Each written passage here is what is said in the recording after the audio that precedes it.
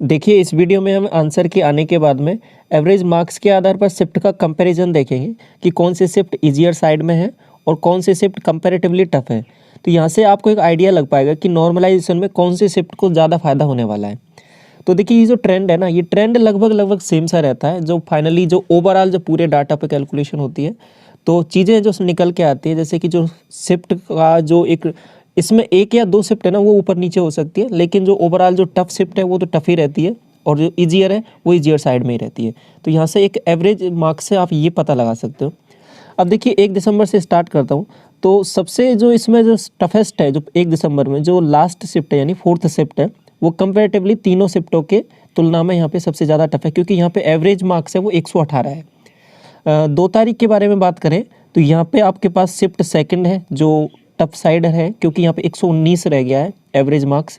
और देखो, 2 तारीख की सभी शिफ्ट थोड़ी सी टफ ही है, सभी लगभग, क्योंकि सभी का मार्क्स है जो 121 और 119 इसी रेंज में है। इस शिफ्ट का थोड़ा सा ज़्यादा है, लेकिन ये भी कम ही है, ठीक है, कंपेरेटिवली इसके रेस्पेक्ट में, क्योंकि सबसे इजी यहाँ पे 133 है और सबसे टफेस्ट 116 है। तो अब यहाँ से एक आप आइडिया लगाओगे।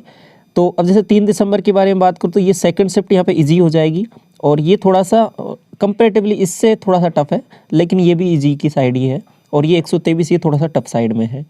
और बाकी अब 5 दिसंबर की ये शिफ्ट है आपके पास 121 मार्क्स, और ये बाकी की तीनों शिफ्ट है ये इजियर साइड में 5 तारीख की, ठीक है। तो इसके बाद मैं 6 तारीख के बारे में बात करूँ तो ये इजी साइड में है सभी शिफ्टें, केवल शिफ्ट सेकंड को छोड़कर। और 7 तारीख के बारे में बात करें तो ये वाली जो शिफ्ट है ना आपके पास 7 तारीख की 3rd शिफ्ट, ये कंपेरेटिवली टफ है, ठीक है।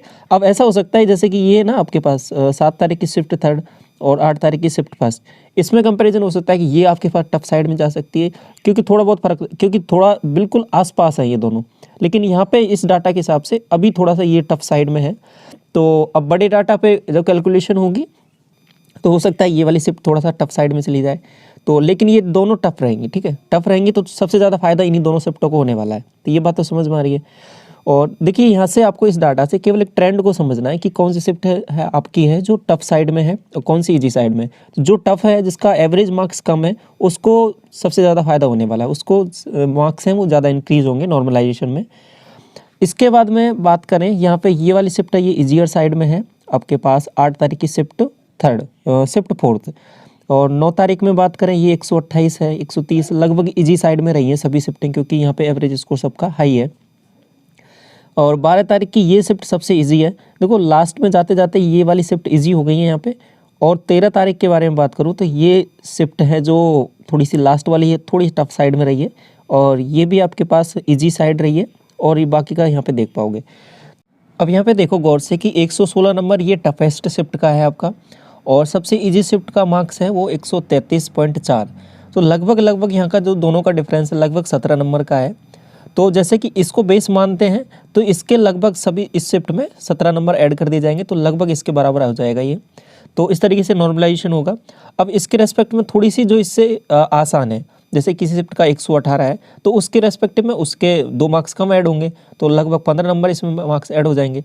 तो फिर इस तरीके से यहाँ पे चीज़ें चलेंगी और इसको बेस मानकर। अब कभी कभी क्या होता है कि इसमें जो आपके पास ये एवरेज जो इजी शिफ्ट है इसमें भी मार्क्स बढ़ते हैं, लेकिन इसमें कंपेरेटिवली कम बढ़ते हैं। तो और उसके रेस्पेक्ट में इसमें जो बढ़ते हैं टफ शिफ्ट में, वो आपके पास ज़्यादा मार्क्स बढ़ते हैं। तो इस तरीके से यहाँ पे ओवरऑल चीज़ें चलती है नॉर्मलाइजेशन में। तो सबसे ज़्यादा जो फायदा होता है वो टफ शिफ्ट वालों को होता है, जिनका एवरेज स्कोर यहाँ पे कम है, जैसे कि 8 दिसंबर वाली शिफ्ट को होगा। और एक और शिफ्ट मैं यहाँ पे बता रहा था आपको, जैसे कि ये वाली शिफ्ट आपकी 7 दिसंबर शिफ्ट 3rd को होगा। और बाकी शिफ्टें जो एवरेज स्कोर 133 से कम है, उनको भी यहाँ पे सबको फायदा होने वाला है। तो एवरेज स्कोर यहाँ पे सबका बढ़ेगा और फिर फाइनली आपके पास नॉर्मलाइजेशन होके यहाँ पे फाइनल रिजल्ट बनेगा आपका Tier 1 एग्जामिनेशन का। तो ये इस तरीके से यहाँ पे चीज़ें चलेंगी। तो यहाँ पे आप समझ पाओगे कि कौन सी शिफ्ट में कंपेरेटिवली ईजी है और टफ है। ये आपको यहाँ से एक ट्रेंड आपको समझ में आएगा इस पर्टिकुलर डाटा से। इसके साथ साथ जितनी भी शिफ्ट आपके पास हुई है यहाँ पे, तो इन सभी के सॉल्यूशन आपको मिल जाएंगे।